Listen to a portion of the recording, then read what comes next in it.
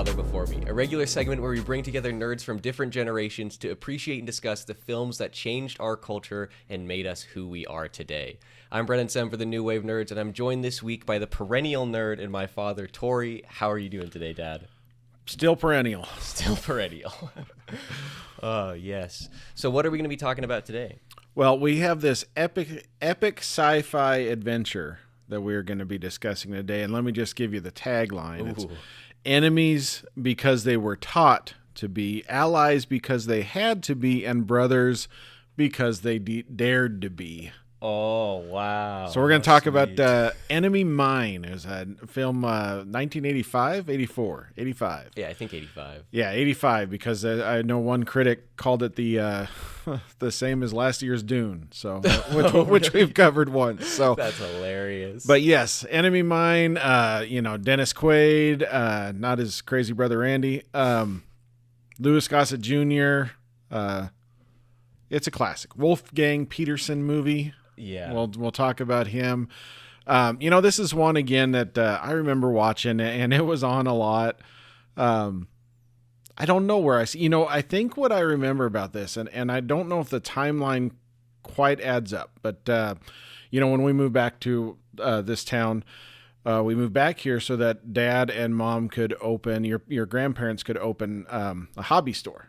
And one of the things they did was they did video rentals. Oh, really? And I distinctly remember that this I took this one. It was great because as the the store closed, if a movie wasn't rented, I could take home whatever I wanted as long as we had it back in the store the next day. So I remember this one being one that we took home every once in a while and watched. I remember distinctly that what you see on the IMDb there as being the cover of the VHS box, and that sort of thing. So. I will say I kind of like this poster. I don't really like the tagline.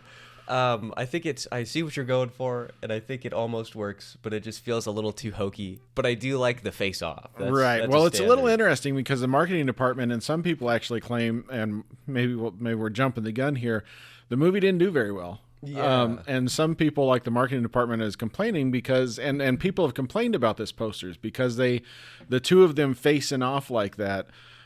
Shows more antagonistic qualities than what you expect to see or what you learn. But I don't know. I think that it works pretty good. It works. So, I think it works. I mean, it gives you the gist of what you're supposed to expect immediately going in. Right. I mean, and that's the first half of the movie is that antagonistic quality, I suppose. So yeah, it's definitely. I thought it worked out pretty good. Yeah. So. I'm gonna say I really like this movie. Good. I thought it was really fun. I don't.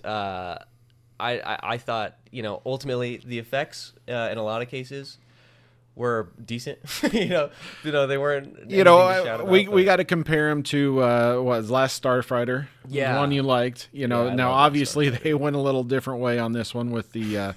Obviously it's model shots and blue screen. Whereas Last Starfighter we kind of praised it for being early CGI, but it was acceptable. But and.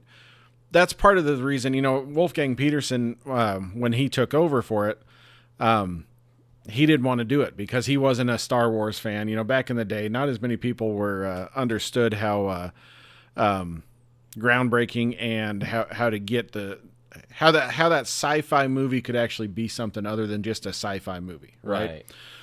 So what he didn't want to do it until he read the script, and I think that's the best part of the movie. Of course, it's a very small cast, right? 80% of the movie is just these two guys, right? And I think that's it's a good thing. And I will say, this story has been replayed. There's a Star Trek Next Generation episode where Geordi's trapped with a Romulan, and there's, I saw a thing where there's an SG-1, Stargate SG-1, very similar concepts, right? Obviously they have to start working together, but I don't know. It kind of hit, it kind of worked. I thought it was pretty good. I liked it. Yeah, I mean, it's like you mentioned, it's a time-honored sort of tale of like opposing factions come together to sort of they're forced to reconcile their differences to survive. It's a great message. I thought it was really fun. I really liked the prosthetics on Gossett Jr.'s Alien. It is interesting. So a little bit of a story that I saw on a few different things that I looked up on this is that this actually started with another director. And they were shooting it up in, and that's part of the reason it became a a financial flop because they spent like $19 million. I think the whole budget that Wolfgang got when he took over was like 25 million or something like that. But they spent a bunch of money and they're shooting in Iceland, I think. Ooh, they said that's fun. And so, as about 3-4 weeks worth of shooting, and they thought that the suit that they had for him was terrible. Iceland just looked like Earth, and that kind of thing. So I can't imagine why. Yeah. So whoever that, and I can't remember that director's name. He wasn't one that I recognized, but he got canned. They kind of scrapped the idea, but. I think the name was Richard Loncraine. Was that the first director? Yeah, I just did an episode. It's going live, or it went live on the 18th. Well, there you go. About the remake. So. Well, classic. I'm looking forward to that one. But yeah, it is a. So they had but then they had Louis Gossett and they had Dennis. I keep wanting to say Rennie. Dennis Quaid. They had him in the kind of contracts where if they canceled it, they had to pay him like $18 million or so. They had to pay more. I'm throwing numbers out, but they had to pay him a lot more than just to give him a holdover until they could get it going, right? And that's when Wolfgang took over, and I think he shot it down in the Canary Islands for some of the shots, but most of the set, and you can tell when they're on a set, it does look like a set. Most of that was done on the same studio there where he did Das Boot. Oh, I guess the lake that they're sitting, or is there some lake in there, or man-made little pond or whatever? I think the one he starts on fire. Oh, sure. Is the same one that was in that movie, and stuff. That's so cool. Yeah, they just reused a bunch of stuff, but yeah, that's really fun. I forgot what I was just gonna say. So Dennis Quaid, I am familiar with the name. I recognize his face. He's got a very distinct smirk, right? A very distinct smile. But I don't think I've actually seen him in anything before. Well, okay. So I know when you were a kid, I probably made you watch Dragonheart. That was the one where it was Dennis Quaid was the knight, and James Bond that died recently. Who am I thinking of? The big guy, Connery? Sean Connery, was the voice of the dragon. Yeah, he died recently. Oh, no. I mean, recently. I think it is a few years ago, but yeah. 2020. 2020, Dang, yeah. That's so sad. So that was one that maybe you might have recognized. I'm awful sure I made you watch that one. That Dragonheart was, 96. Maybe I didn't. Maybe we'll have to hold that one over. I know Dennis Quaid a lot more from The Right Stuff. Okay. And then there was he was in Wyatt Earp. He was in a Wyatt Earp movie. There's a couple of them. There's Wyatt Earp and there's Tombstone, and he was in one of them. Okay. I think it actually is Wyatt Earp. So yeah, he's been around, and we're going to be popping one show I have on the list that's kind of a comedy, is sci-fi comedy, is Inner Space. We're going to be watching that one one of these days. But, that sounds fun. Inner Space? Inner Space, yep.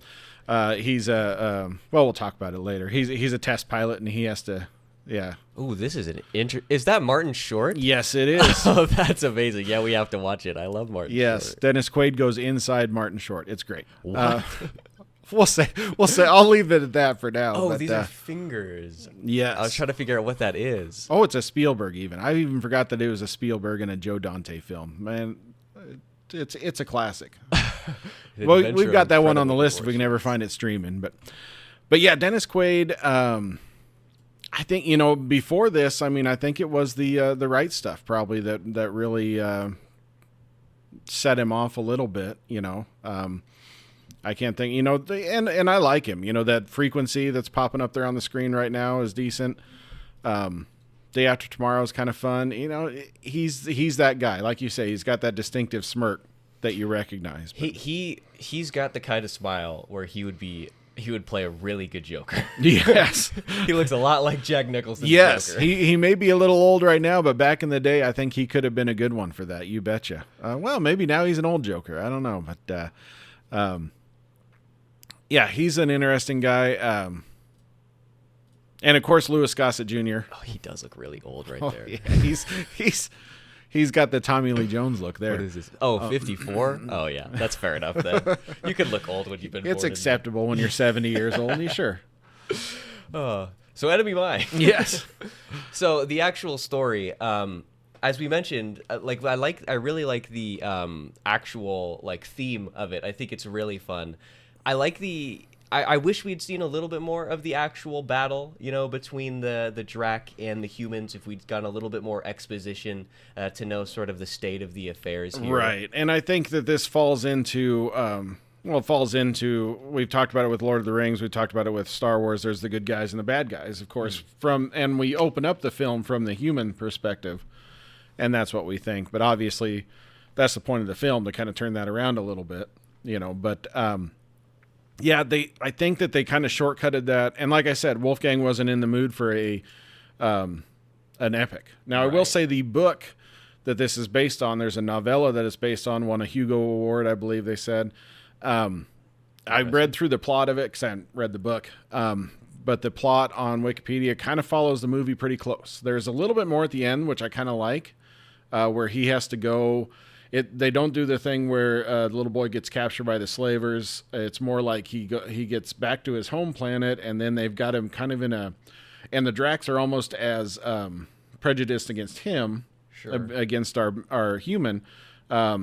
And they've got him in some kind of a re-education camp trying to make him hate the humans, and stuff like that. And they have to go, and he reads the whole line, that kind of stuff. So there's a little bit more to it based off of what I saw on Wikipedia, which take with a grain of salt.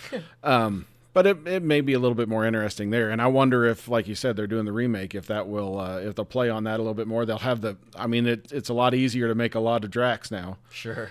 Than it was before. So yeah. Well, let's see. What was the runtime on this? 148. Movies are getting longer now. I think if you make it, 220, you can add enough exposition in there to sort of expand a little bit on what's going on and see a little bit of what happens after. You bet. This movie does end really abruptly. It does. That whole ending is super. Yeah, like I say, when you read through the Wikipedia on the book, that would have been a better ending, I feel. But, just because there's a little bit more to it and that sort of thing, it does feel like they really. When it switches to a sci-fi action movie, yes, it's pretty abrupt. And maybe that's, like I say, maybe that's Wolfgang's take on not having to do that much. Sure.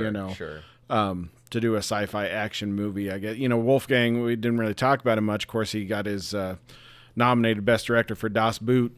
Yes. But he's also going to be coming up soon as we can find Never Ending Story was one that I watched as a kid. But he's also done some, more recent ones too. That Outbreak was decent back in the day. This is the one with the monkey, right? Yep. Monkey starts the plague, which may be a little bit on the nose, but it was early. It was 95, so yeah. But had Kevin Spacey in it too. That's probably a little bit on the note, or a little. We're getting a little problematic. Maybe I don't know. He's coming back. I think he's got another movie coming out. Well, good for him. I think they're doing it in the UK or something. Well, good for him. This is such a weird cast: Dustin Hoffman, Morgan Freeman, Kevin Spacey, Cuba Gooding Jr. I remember some of the and the thing is it's supposed to be, and we probably won't ever get to it, so I don't mind talking about it. R.I.P. It's supposed to be how all these different people handle the plague or whatever this disease is that's running rampant, right? So I can see where you'd have that kind of a lot of diversity in cast and a lot of different people, because there's so many different organizations that have to deal with that thing once it happens. Right. I thought it was pretty interesting. So, or at least my memory is it was pretty interesting. I haven't watched it in a long time. So maybe I'd change my mind nowadays. But. Yeah. I whispered R.I.P. into the mic when I saw Donald Sutherland. But it looks like he's not dead. So I was going to say he's still around. I thought I saw that, but I guess not. I really, really did like about this film the way that we look through and get to see like the Drac culture. Yeah, I thought that was really fun. It is kind of cool because, like you say, you're trying to. Part of it is learning your opposition, right? Yeah. And obviously, it's when you start to and in war sometimes you hear that too. As soon as you start to think of the people you're killing as other people, right? It's a thing, right? And obviously, that's broached in lots of entertainment. that says it better than I did. But yeah, and that's the thing is it's interesting, and they get to the best part. There's a line in there where for some reason, and I don't know how it came up, but he thinks he's bashing Mickey Mouse because Mickey Mouse is some prophet or something. Yeah, I love that part. I did notice there was a trivia somewhere where when he does that line, Dennis Quaid, he kind of turns and he gets a little smirk. I guess they said that was the only take where he didn't burst out laughing. Okay. So I suppose that's a thing. But it is kind of interesting when you talk about the different cultures and obviously according the way that it seemed, they had to learn each other's language, let alone just to start communicating. Yeah. To survive. They learned it pretty quick though. It did work. Well, it does say. I think that one of the trivia things or one of the things says that. Based off of the times that flash up on the screen when they finally rescue him and there's a data file or something, it's like 3 years. Right. So, I mean, okay. I think they've got some time there, I guess. So, sure. and they try to show it with his facial hair and stuff, but yeah. I like that you brought up the Mickey Mouse thing. I thought that was great. It made sense, that he says, just out of nowhere, Dennis Quaid goes, if at first you don't succeed, try again. And he goes, who is that? Mickey Mouse. Is he a teacher? Kinda. Yeah. And then, so that becomes his great prophet or whatever. Yeah, so. That was really fun. And I besmirch the name of Mickey Mouse. Yeah, and they come back. I like that they come back to it. Obviously he says, your Mickey Mouse is dumb or whatever, and he walks off smirking. And then, Dennis Quaid is like, let me see this book that you've got around your neck.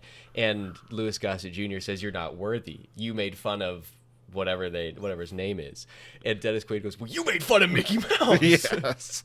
And then they have a nice moment where they're like, I didn't mean it. It is. It's kind of fun the way that works out. And like I said, I'm kind of curious about the book. I think writing credit is actually, I think Barry Longear is the author of the book, so they gave him writing credit. So I think they stuck to it pretty well. But that's cool. Yeah, it's pretty good. And if anybody listening to this doesn't want to pay for it, the only way we could find it, which is odd, we talked about all these movies and we're running a little short on some of these movies being able to be streamed, but it is odd that this one isn't available streaming anywhere.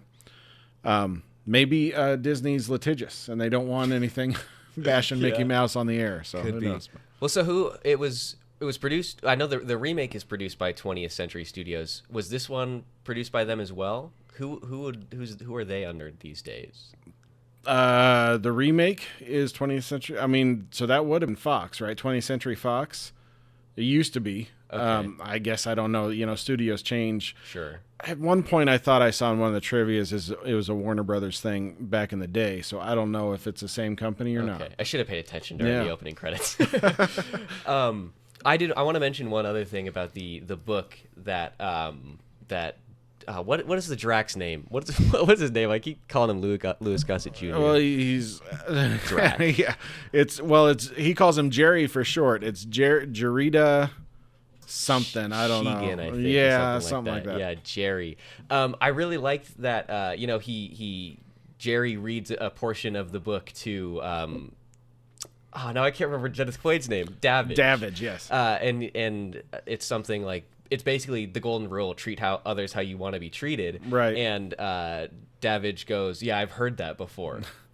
And the Drac responds, "It's the truth. The truth is the truth, no matter what language it's in or whatever." And I really like that. It makes a lot of sense from a biblical perspective of the word being the truth, and. I like it. It's it reminded me a little bit of like the way that C.S. Lewis wrote Chronicles of Narnia. Right. Right. He wrote that from the standpoint of how would Jesus and God interact in this fantasy world? How would they appear? And I like the way that it. So the impetus there is that this is the truth. How does it appear in other cultures? And I like that it's sort of the same theme going through here. They're pointing that out by using that. That's pretty slick. Yeah. So, we mentioned the effects and the soundstage thing. I will say, we talk a little bit about the cinematography every time. Again, this one, there was much more stuff that I liked in this than there were in the Escape movies. There were the beginnings of things that I kind of like. Like, for example, in the beginning, after Davidge is captured by Jerry, and then they're forced to move spots, and Davidge is holding all the stuff behind You're right. him. Yep. I like it's a tracking shot where there's a little bit of camera movement that sort of gives you the idea that we're walking with them. Okay. I thought that was fun. And on the soundstage element, I thought a lot of these, ultra wide shots where they give a bit of the landscape and stuff, even though it's pretty obvious that it is blue screen and on a stage, because there's just no separation between him and the background. Right. I liked the design of that. I thought it was cool. I thought it worked. It sort of gave you an idea of this desolate planet. Right, and they're on an alien world, and that's, like you say, that's the impetus for it all, is that they are trapped together somewhere where they got nothing, right? Yeah. There's nothing going on. I think in the book, it mentions that after the years of being stranded there, they actually see some ships come in because they are just starting to colonize it. And he actually goes back and takes the kid back, and they live there in the ending of the book. Spoiler alert, maybe you want to read. So yeah, it is kind of interesting that they're on this planet that nobody knows about. And I'm curious, we don't get it's all from his point of view, and basically from his point of view, right? Yeah. From Davidge's point of view, because there's no talk at all about, or there's no, you would think that in these movies, maybe we would have seen the other pilots kind of searching for him, or, some kind of search thing. And they, there's always that one shot as we just can't look anymore, or something. He's obviously dead, that kind of thing, right? We didn't get any of that at all, right? It's a very, it's a bottled, we think of the bottle episode in TV where it's just a couple characters, and that feels like what most of this movie is. And I think that's, people, I saw Louis Gossett Jr. talking in an interview about this, and they asked him, well, why would you do something like this after just being officer and a gentleman and that kind of thing, and that was before this? I think that's what they were saying. And he said, I just wanted to try it. Right. And he said everybody else turned him down because they didn't think you could act through your face. Oh. But I thought he did a great job, and his movements were good, and that's all him, in the suit. The voice, they didn't do any, nowadays you'd have some sort of digital effects, maybe. Didn't do any of that. Even the gurgle noise, he said he used to do that as a kid, and he told the director, can I do this? And the director was all in on it and stuff. That's cool. I like that. I mean, yeah, it's just some cool choices there where it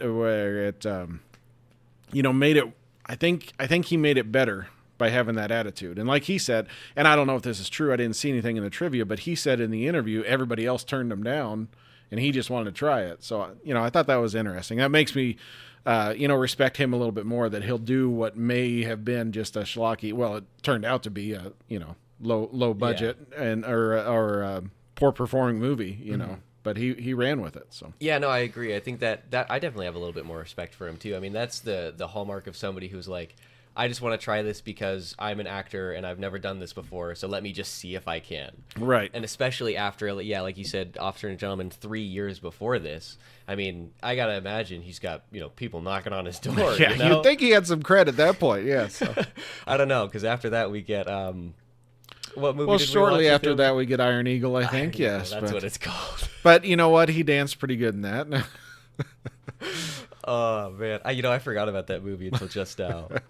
Well, you better do a rewatch. We never did do all the sequels. Oh, great! We'll go through the whole series.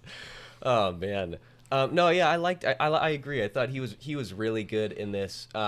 His movements. You're right; they all felt really alien, especially when we first see him and he's like in front of the little man-made pool or whatever. Yeah, I really. And he was the one scene I remember right at the beginning is when he captures him and he's eating the little gel things. He kind of does the bird-like or lizard-like look, and stuff. So yeah, I thought that I really liked that. And yeah, I mean he did convey so much emotion just basically from like only being able to see his teeth, right? Yeah, like there's not much that you can see there, and you can see when he's smiling and laughing and having fun, and I thought it was really well done. And I think, and I didn't see any images of what the initial suit looked like, but yeah, that's what they said. Everybody said the first go around before they switched directors was just a big rubber suit, it's like one of them old horror movies, like Creature from Black Lagoon, I suppose, or something is what I would reference. But yeah, I think that it worked out pretty good. So yeah, definitely. Another aspect of the Drac culture that I really liked was the lineage. You mentioned it a little bit of eventually Dennis Quaid goes back and recites the whole lineage. I thought that was really cool that they have this song that glorifies their ancestors and their history and tells about all of where they are from and sort of identifies them. I thought that was really cool. And it kind of points out a weakness, because at one point Davidge says, well, I can barely remember my grandparents' name, and stuff like that. So I mean, it's kind of interesting that you can tell the different cultures and what they attach to and stuff, and that's pretty slick. So yeah, and it was a really nice scene between the two of them when they're talking about their lineages. Jerry goes over his, and then he asks Dennis Quaid, and he talks about all the way to his couple grandparents, and then Jerry recites it back, and he's like, and that's your lineage. Yeah. And they have a nice little cry between them. I really like that, yeah. Ultimately, I mean, I thought this movie was really good. I'd have a hard time, like, really understanding why it flopped so much. Well, and like I said, part of it was marketing. They say it was marketing. Part of it was that it just, it didn't hit at the right time. I think they said it was a Christmas release or something. Oh, that's didn't weird. quite hit at the right time, so people weren't on board with it. It was interesting. They did say that this actually had the biggest following in the Soviet Union, because it was one of the first Western films that was played over there. Sure. It was, or allowed over there, or something like that. I can't remember what the exact wording was in the trivia, but it actually got kind of a big following there.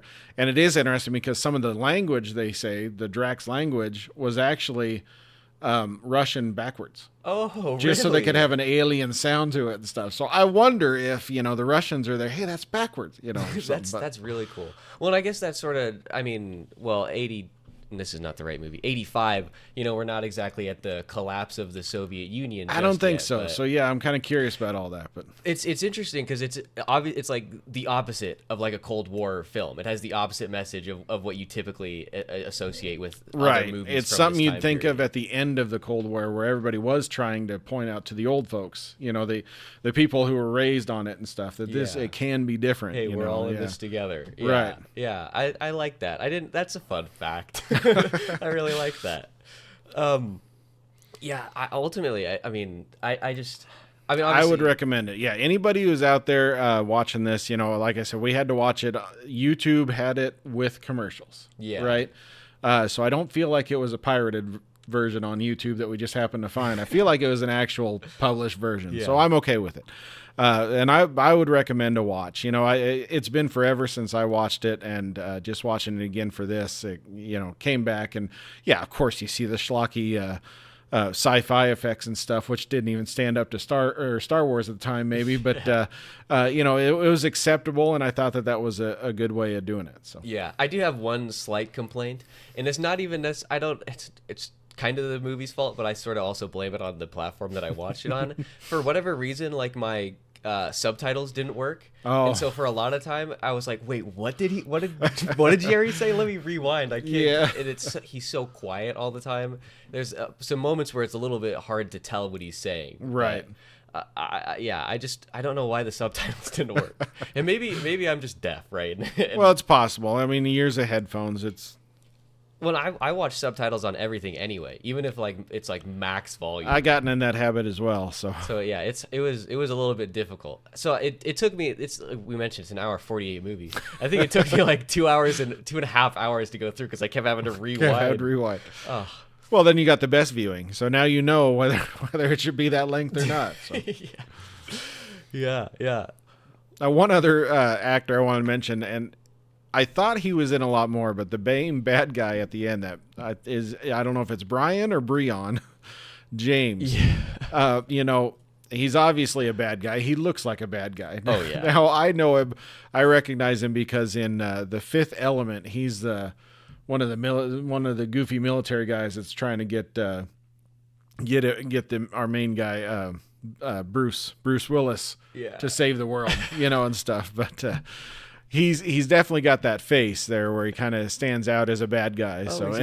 He was in Blade Runner too. So I'm ashamed to say I still haven't seen this one yet. Well, we may just have to do that one. It's not necessarily in my child, I would have been about 7 at the time. I kind of passed over it too. I watched it later in life, but we may just have to pull that one up for good measure. Yeah. Well, and I know, obviously it's a classic, and I know that the sequel 2049 was really good as well, and they're making another one, 2099, I think. Okay. And they've got one or two animated series, so I'm missing out on a whole thing here, and I really want to get to it. I've heard those animated series are actually pretty good too. So. Yeah, I just completely unrelated.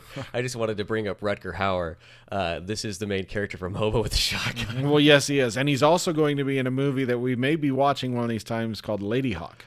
Oh, with a young Matthew Broderick. Lady Hawk. Who else? Lady Hawk. I think it was 84, I think. Matthew Broderick and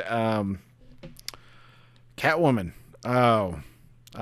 Michelle Pfeiffer. Michelle Pfeiffer, yes. That Catwoman. What? Is there somebody else? I think I just saw this.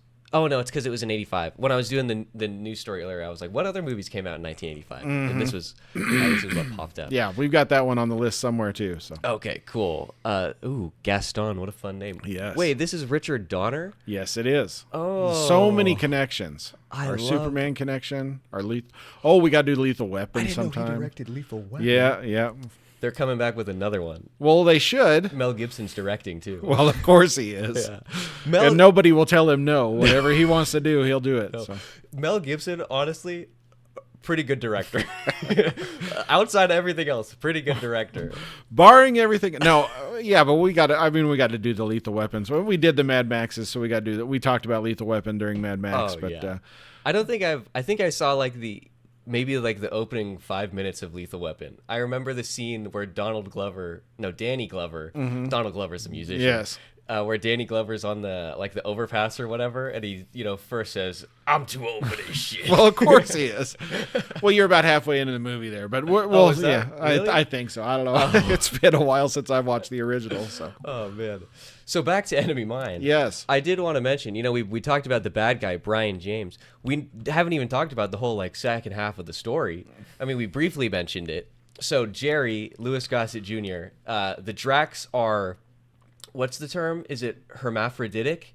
Where they don't have... No, that's the wrong term. That's when they have both. Yeah, asexual. Asexual reproduction. Yeah, something like that, yes. Yeah. But so there's no male or female, there's just one. And so Jerry is pregnant and eventually gives birth. And, spoiler alert, he, passes on. And so Dennis Quaid has to take care of this young boy. Right. What's his name? Zamis? Zamis, yes. Zamis, which is a good name. I like it.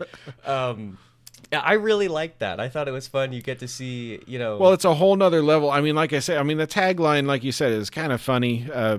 Because something about being brothers because they dared to be. Yeah, seems a little interesting. I don't think they dared. I think one of the other taglines says soulmates because they dared to be. That gets a little bit more personal. Yeah, that's a little bit weird. But you think brothers in war, that kind of thing. Yeah, right.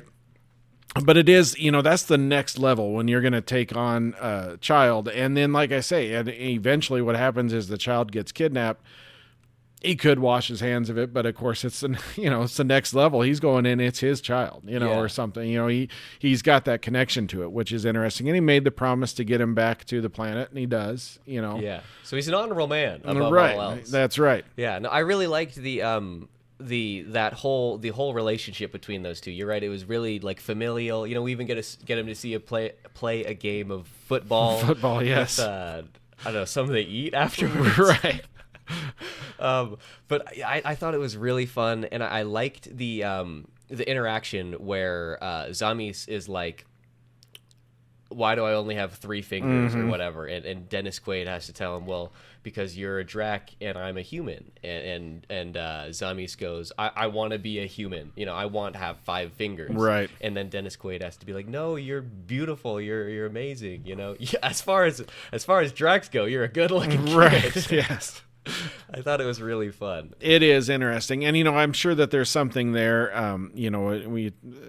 maybe you talked about adopted children from another race or something like that. I'm sure there's something deep there, which I have no experience with. Sure. So I can't speak to it all. But yeah, when they do and then of course that opens up some issues, because the first thing he does is he doesn't understand other humans wouldn't see him the same way. Right. So he wanders into that camp. And again, that's fatherly mistake, not telling your kid the whole story to protect him, right? Or something like that. Don't go that way. Right.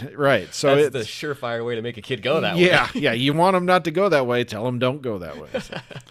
But I like that as well. And the part where I thought it was an interesting story of him, of Dennis Quaid, that is returning to the planet and sort of befriending these enslaved Dracs and winning their support, and then being like, oh, your uncle, we've heard of you, right? And then the ultimate little rebellion there. I thought that was a really cool fun scene. It was.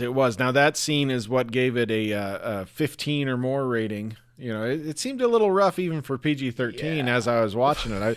When he picks up the ear out of the thing and the guy gets caught in a screw or whatever and just chomped up. Yeah, we see him. It's like a 5 seconds where we see the thing turn over. Yeah, just crunching him up. Yeah, that was pretty rough. I don't know. I mean, and like I said, and I've mentioned this on this show before, is I was never a slasher, that kind of thing, but I watched this as a kid and I knew it was gross. So yeah. I did think at the end, when all hope is lost or whatever, and Zamis and Davidge are in this basket, gonna get crushed by some rocks. It's a little bit Deus Ex Machina, where the rest of the BTA guys just happen to show. Oh yes, and to not for it's a little. I guess the worst part about that is, I don't understand why the Dracs wouldn't have fired right away. They've been enslaved for however long. Right. They've only had one interaction with a friendly human. I don't know why when the BTA guys would be like, wait, why the Dracs would just be like, yeah, I'll show you where your homie's at. I think, to me, and maybe that's a credit to Zami's telling him about his uncle, and then his uncle shows up and he's wearing that uniform. So maybe there's a little bit there. It gives me enough to think maybe they would pause. And then, of course, like I said, I think we're supposed to think that the Dracs are actually a good race, that aren't going to shoot first like mean old humans do, and stuff like that. But again, like I said, in the book, there is actually a thing where when he goes back to the main planet, the Dracs are just as bad to him as humans are to Dracs, and stuff. So, I mean, obviously it's one of those things where I think the story is to, get past that, and again, like we said, we talked about the Cold War, and you have the old soldiers who never do, but it's their next generation that does. Right. And that kind of thing. So I think that's an interesting way of throwing that story out there. Yeah, I agree. I would have liked to have gotten a little bit of a definitive answer as to even just an offhanded thing as to how the conflict actually started. Right. Because they don't really say anything. At least as far as I remember, all they say is they both just say that we were attacked, and they're both like, we were explorers trying to settle out the galaxy or whatever. Right. But there's no actual indication of who fired the first shot. Right. I think having that be there would have sort of, if you want to make the humans in this be the people who initiated it, that would have, then alleviated my sort of criticism of being like, well, why wouldn't the Dracs shoot him? Right. Because it's sort of implied that they're peace-loving, but I mean, they're in the war as well, Right. So they're all fighting and going on about. Yeah, like I say, I think that's and again, that's... We watch these movies, and you and I, we love the lore of things. We love that, and we love all the backstories and stuff.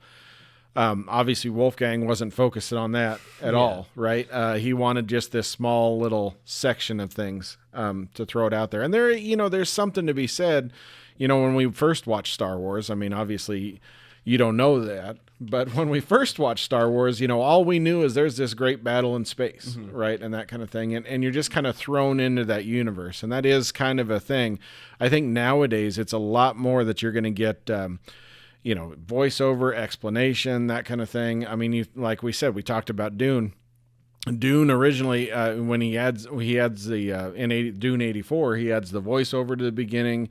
And they even had a cheat sheet that they handed out at the movie theaters to give everybody the backstory of everything with Dune. Oh, really? And that didn't go over well. Yeah. So, I wonder if maybe there's just a little backlash there. It's like, okay, we'll just do the Star Wars thing. We'll just say, this is the universe as it is. Take it how you want it, and we'll run with it. Mm-hmm. And it is, again, it's a if you've got the people in the war now who don't even know why they're in the war, that's a commentary on it, sure, right? Sure. That's pointing out something that is a little bit more in depth than just they started shooting, so we started fighting back, and that kind of thing. So I agree. I think that's a way to that it's a storytelling technique to just hop in there. So. Yeah.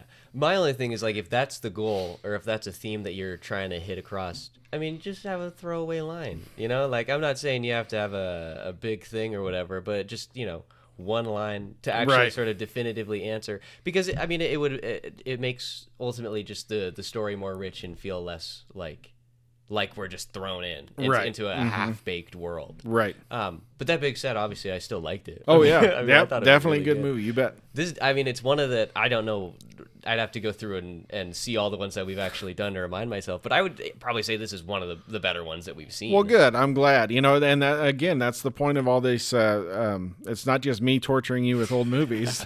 The point is to try to see if some of these hold up and, just, again, get past how I grew up with all this nerd stuff. Yeah. And what made me the nerd I am today. Wow. The perennial nerd that I am today. So. Yeah. Well, so, speaking of previous My Father Before Me's, I did notice that this came out the same year as Ewoks: The Battle for Endor. Well, of course it did. Because I was in the news segment that I was doing earlier. I was like, I don't get why this flopped. Maybe there's some other interesting stuff that came out this year. And I realized that it's the same year as, The Battle for Endor and Beyond Thunderdome. Well, I got to say, so you can't compare Ewoks: The Battle for Endor. Remember, that was a TV movie. So that's a whole different thing to compare it to. That's just your movie of the week there, miniseries or whatever they did at the time. I can't even remember. But Jim and Ken Wheat there couldn't compete with. I see what you did. That's there. right. I like that. But no, so we had Beyond Thunderdome. We had and Last Starfighter was what? Was that 82? Or no, now my gut all says, these days just kind of all these movies just kind of. My gut says you got to look more. Star wrong. You got to look farther for that one. Wow, I was so wrong. 84. See, 84 was the best year for movies ever. Yeah. So we can't help it if 85 was kind of a letdown. Well, 85 did have Back to the Future. Well, that's true. But 84 had Ghostbusters. Yeah. And Temple of Doom. So. I kind of want to watch this again. I'm not going to lie. Oh, it's worth it. This one, for whatever reason, I guess I really like this one. Another one that came out in 85, sort of tangentially related to one we talked about doing before, The Jewel of the Nile, the sequel to Romancing the Stone. Yes, that's the sequel to Romancing the Stone. Yes, I did look to see if that one, now I think Romancing the Stone was actually streaming somewhere, so that may be one we pop up pretty soon. But, that would be fun. Yes, one of the... it did so well we got a sequel, so there you go. How can we argue with that? Well, and I think I saw earlier that this one performed really well too. Where is it at here? Here we go. Budget of 25, gross worldwide of almost 100. So there you go. Yeah. I mean, that's no Enemy Mine. I forgot for a bit what we were talking about. Can we watch this one too, Cocoon? Well, yes, of course we can. Steve Guttenberg and old people? You bet we're going to be pulling that one out. I mean, it's a Ron Howard movie. How could you not watch it? Ron Howard. Man, what a guy. Gave us Clint Howard. So there you go. Clint Howard? Oh, Clint Howard. You'll pull up Clint Howard. You'll recognize him immediately because he's in every Ron Howard movie. Oh, wow. He looks a little bit more old and grizzled there. Yeah, it's the beard, but I think I know who this is. Yeah. Oh, Yep. We know who that guy is. Oh, he was in Solo, a Star Wars story. Yes. He's in every Ron Howard movie. That's a Ron Howard movie? Yeah, remember Ron Howard? Didn't Ron Howard take over for the brothers when there was creative differences? I think that's what happened. I didn't remember that, but that's really funny. Man, the Howards are really making their way in the Star Wars universe. Yes. Bryce Dallas. Bryce, yeah. She's a pretty good director too. A bunch of the Mando episodes. Mm-hmm. But Enemy Mine. Back off track. Any final thoughts for Enemy Mine? No, I'd recommend seeing it. Like I said, it's one that I haven't watched in a while, and just being able to find it and watch it. Again, it's not easy to find, so maybe that's why it's not necessarily one that pops up a lot, but it does pop up in lists of 80s sci-fi movies. Yeah. Yeah. I should say good ones, just not random 80s sci-fi movies, but it was a thing. And of course, Dennis Quaid is great. We're going to be seeing more of him. Louis Gossett Jr. We talked about this movie when we did the other one, the plain one. Iron Eagle. So you forgot it too. I know. So, I mean, we talked about Louis Gossett Jr., of course, just recently passed as well. So it's definitely worth a watch. I think it's something everybody should check out. So. Yeah, no, I definitely agree. I really enjoyed it. I hope it should be this is based off of nothing, but my guess is that it would probably be streaming somewhere in the next couple years or so if they're doing the remake. If they're doing the remake, then hopefully somebody hopefully they buy off the rights for it. Or hopefully somebody makes some money. Maybe this movie will finally make some money. I don't know. Yeah, I think it's got potential with some upgraded graphics. I think it could look really good. Well, and again, it's the story, and of course now we've got the same thing. We've got that bipolar country. You know, people are at each other on their sides. People are choosing their sides. So I think that I think this idea is out there and worth a viewing. So yeah, definitely. I just hope that they do the Drax practical in the remake and don't do it like overly CGI. I think they got to. I mean, nowadays I feel like they're doing better with that. We don't want Jar Jar running around, so we'll have to see. Oh, Ahmed Best. Have you ever seen those pictures of behind the scenes stuff where he's sitting at the table and he's got the big head on him? Yeah. Oh man, I gotta imagine that must have been. Now here's the deal. I wonder though if we go you're right. I think that practical would be good, but also the Gollum route would be good. Yeah. I mean, we got Andy Serkis, we got the motion capture. I think that you can do a lot more with it that makes it not cheesy. Makes it realistic. Right? Well, and especially so I think we can run with that. Yeah, especially with the way it looked like with Kingdom of the Planet of the Apes. They've got them looking so good right now. And it's the same distributed by 20th Century Studios as well. Well, there you go. Maybe they've got that. Maybe they got the budget ready for that. So I certainly hope so. But we're gonna end it there. Definitely worth a watch. We will be back here in 2 weeks with another movie. Like I said, we're getting to the part of the list that isn't very easy to find. Yeah, so we'll see what we can find. But when we figure it out, we will announce it on our Twitter page. So go ahead and follow that at New Wave Nerds for any more updates. And we will be back here in 2 weeks, and we'll see you guys then.